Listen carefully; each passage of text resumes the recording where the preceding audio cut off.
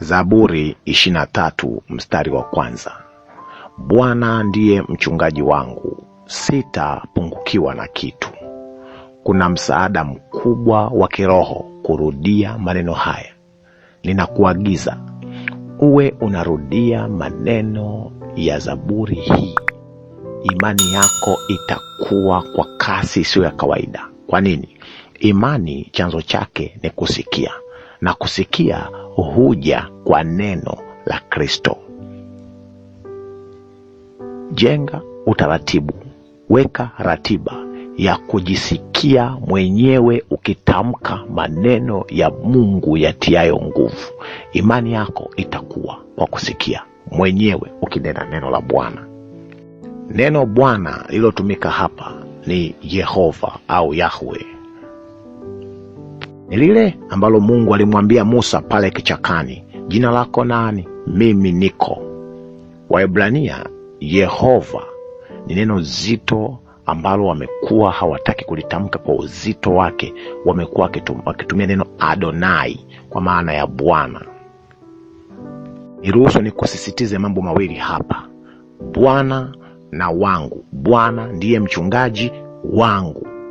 Bwana Yehova Yahwe anamzungumzia Mungu. Ninakuletea habari ya Mungu ambaye anakaa katika umilele.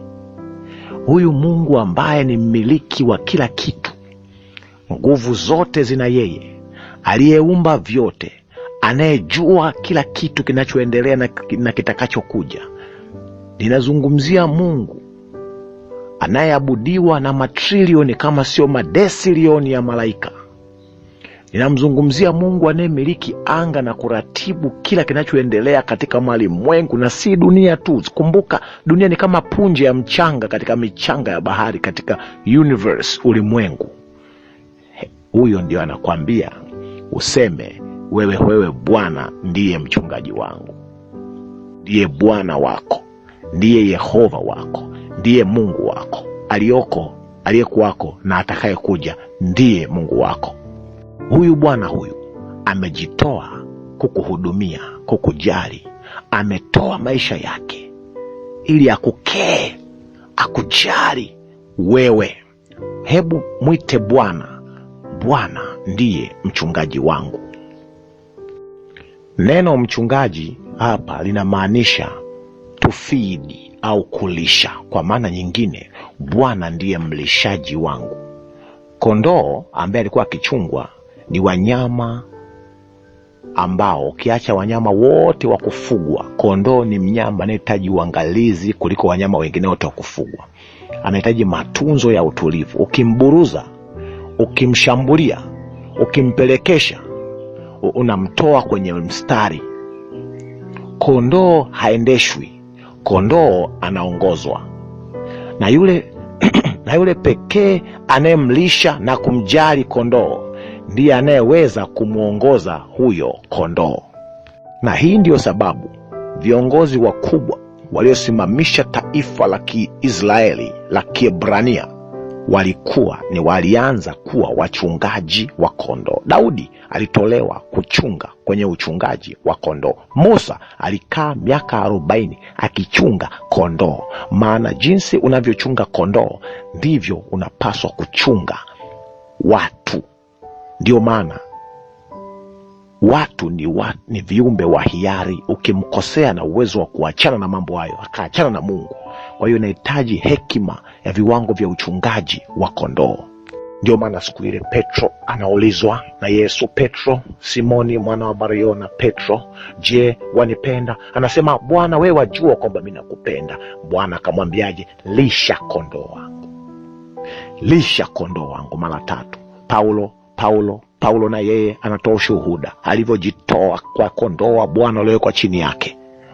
Katika Matendo ya Mitume 20 na ule mstari wa 18 na 19 anasema, ninyi wenyewe mnajua tangu siku ya kwanza nilipokanyaga hapa Asia, jinsi nilivyokuwa kwenu wakati wote, nikimtumikia Bwana kwa unyenyekevu wote na kwa machozi na kwa majaribu yaliyonipata kwa hila za Wayahudi, ya kuwa sikujiepusha katika kuwatangazia neno lolote liwezalo kuwafaa, bali naliwafundisha wazi wazi na nyumba kwa nyumba. Hawa ni wafuasi wa Mungu, lakini Mungu mwenyewe, Baba yako wa mbinguni, ni mfalme wa wafalme, lakini ni mchungaji wa wachungaji wote, ndiyo mchungaji mkuu. Sasa sikiliza, katika akili ya Mungu, kutawala sio kukandamiza, kutisha, kupelekesha au kuburuza. Lakini kutawala akilini mwa Mungu anavyofahamu yeye ni kutumia mamlaka na uweza wake na nguvu zake kuhudumia viumbe wake. Yaani uhungu unatoa huduma, sio kuhudumiwa au kutumikiwa. Na hii inaitwa na Mungu anapokuongoza anachanganya uweza wake na mamlaka yake kubwa usio na kikomo pamoja na huruma yake sio na kikomo. Na hii inaitwa incarnational servant leadership style. Ni style ya uongozi iliyoshushwa kutoka mbinguni. Ukitaka kuijua, jifunze Yesu, alituachia mfano. Bwana ndiye mchungaji wangu, sitapungukiwa na kitu. Sababu ya msingi kusema hutapungukiwa ni kwamba yeye mwenyewe atakuja kuishi ndani yako. Lakini kila kitu, uelewa wa mstari huu unategemea ufahamu wako. Mtu anapopungukiwa anamaanisha nini, au kutokupungukiwa inamaanisha nini, jinsi ulivyolelewa, jinsi ulivyokuzwa. Mtu ambaye anajua kuridhika na kuchukuliana na hali yote, huyo mtu hahitaji chochote. Lord is my shepherd, I shall not want. Sitahitaji chochote. Lakini mtu asiyejua kuridhika, asiyejua kukubali hali anayopitia katika Mungu anapompitisha, huyo mtu siku zote atakuwa jiona ni mpungufu na ni muhitaji.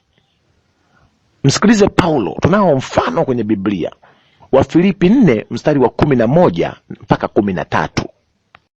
Anasema, si kwamba nasema haya kwa kuwa nina mahitaji, maana nimejifunza kuwa radhi na hali yoyote niliyo nayo. Najua kudhiliwa, tena najua kufanikiwa.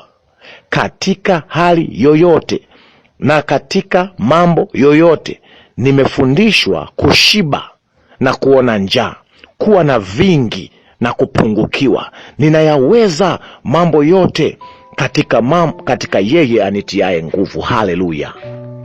Hata Ayubu alisema 19:25, lakini mimi najua ya kuwa mtetezi wangu yu hai, na ya kuwa hatimaye atasimama juu ya nchi. Haleluya.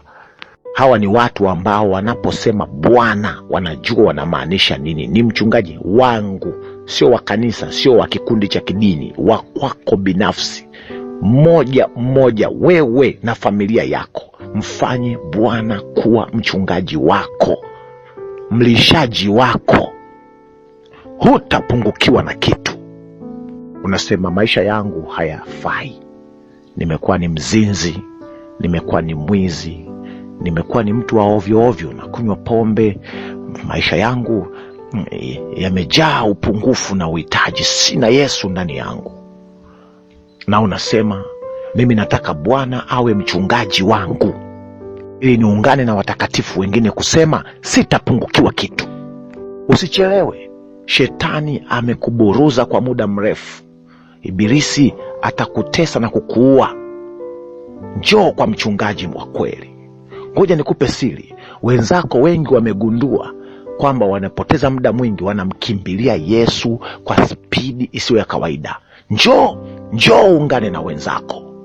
Ikiwa ni mtu wa imani za Kiarabu, za Uarabuni huko, kitabu kiko wazi. Kiongozi anasema hajui atakachofanywa wala wafuasi wake watakachofanywa. Njoo kwa Yesu, mchungaji mwema. Aniaminie mimi, yeye aliyesema aniaminie mimi yu na uzima wa milele, nami nitamfufua siku ile ya mwisho. Njoo kwenye kauli za uhakika huku. Unasema mtumishi wa Mungu, nimekubali, niko tayari kubatizwa kwa maji mengi na kwa Roho Mtakatifu ili niwe mtoto wa Mungu wa kuzaa. Mungu akubariki sana. Wasiliana nami.